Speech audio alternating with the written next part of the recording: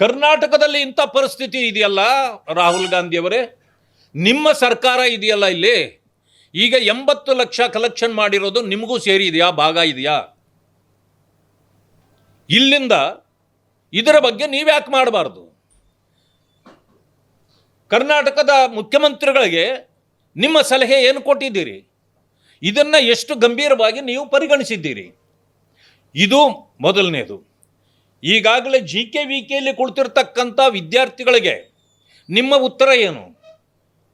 84,000 ಹುದ್ದೆಗಳನ್ನು ತುಂಬುತ್ತೀವಿ ಅಂತೇಳಿದ್ರಿ, ಇದುವರೆಗೂ ಅದರ ಬಗ್ಗೆ ಚಕಾರ ಎತ್ತದ ಈ ಸರ್ಕಾರಕ್ಕೆ ನಿಮ್ಮ ಸಲಹೆ ಏನು? ನೀವು ಯಾಕಿಲ್ಲಿ ಬಂದಿಲ್ಲ? ಪರಿಶಿಷ್ಟ ಜಾತಿ ವರ್ಗಗಳಿಗೆ ಇವತ್ತು ಅನ್ಯಾಯ ಆಗ್ತಾ ಇದೆ. ಕಾಂಗ್ರೆಸ್ ಇರೋದೇ ಪರಿಶಿಷ್ಟ ಜಾತಿ ವರ್ಗಗಳನ್ನು ತುಳಿಯಲಿಕ್ಕೆ. ಇದನ್ನು ನಾನು ಪದೇ ಪದೇ ಪದೇ ಹೇಳ್ತಾ ಬರ್ತಾ ಇದ್ದೇನೆ. ಆದರೆ ಪರಿಶಿಷ್ಟ ಜಾತಿ ವರ್ಗಗಳ ಮುಖಂಡರುಗಳು, ಸಂಘಟನೆಗಳ ಮುಖಂಡರು, ಹೋರಾಟಗಾರರು, ವಿದ್ಯಾರ್ಥಿಗಳು ಇದನ್ನು ಅರ್ಥ ಮಾಡ್ಕೊಳ್ಬೇಕು. ಕಾಂಗ್ರೆಸ್ ಇವತ್ತು ಕಾಂಗ್ರೆಸ್ ಆಗಿ ಉಳಿದಿಲ್ಲ. ಕಾಂಗ್ರೆಸ್ ಪಕ್ಷ ಇವತ್ತು ಕಾಕ್ರೋಚ್ ಕಾಂಗ್ರೆಸ್ ಪಾರ್ಟಿ ಆಗಿದೆ. ಅದರ ಒರಿಜಿನಾಲಿಟಿ ಕಳ್ಕೊಂಡಿದೆ. ಮಾನ್ಯ ಮಹಾತ್ಮ ಗಾಂಧಿಯವರು ಹಿಂದೆ ಹೇಳಿದ್ರು ಅವರ ಕಾಲಾವಧಿಯಲ್ಲಿ, ನೋಡಿ, ಸ್ವತಂತ್ರದ ಹೋರಾಟಕ್ಕಾಗಿ ಕಾಂಗ್ರೆಸ್ ಪಕ್ಷ ಅಂದರೆ ಕಾಂಗ್ರೆಸ್ ಸಂಘಟನೆಯನ್ನು ಕಟ್ಟಲಾಗಿತ್ತು. ಸ್ವತಂತ್ರ ಆದ ನಂತರ ಅದಕ್ಕೆ ಏನೂ ಕೆಲಸ ಇಲ್ಲ. ಇದನ್ನು ಇಲ್ಲಿಗೆ ಬರ್ಖಾಸ್ತು ಮಾಡಿ, ನಿಮ್ಮ ರಾಜಕೀಯ ಪಕ್ಷಗಳನ್ನು ನೀವು ಬೇರೆ ಮಾಡ್ಕೊಳ್ಳಿ ಅಂತ.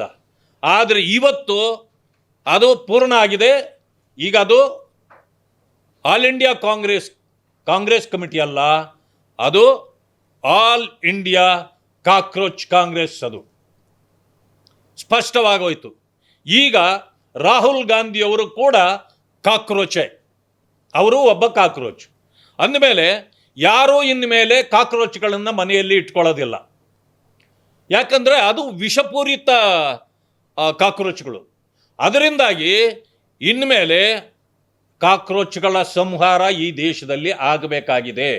ಅದಕ್ಕೆ ಕಾಕ್ರೋಚ್ ಈಗ ಫ್ಯಾಕ್ಟ್ರಿಗಳು ಇನ್ನೂ ವೃದ್ಧಿ ಆಗ್ತವೆ. ಯಾಕಂತಂದರೆ ಕಾಕ್ರೋಚ್ಗಳನ್ನೆಲ್ಲನೂ ಕೊಲ್ಲಬೇಕಾಗಿದೆ. ಇಲ್ಲ ಅಂತಂದರೆ ದೇಶದ ಆರೋಗ್ಯ ಕೆಡ್ತದೆ ಅಂತಕ್ಕಂಥ ಮಾತನ್ನು ಹೇಳಲಿಕ್ಕೆ ಬಯಸ್ತೇನೆ.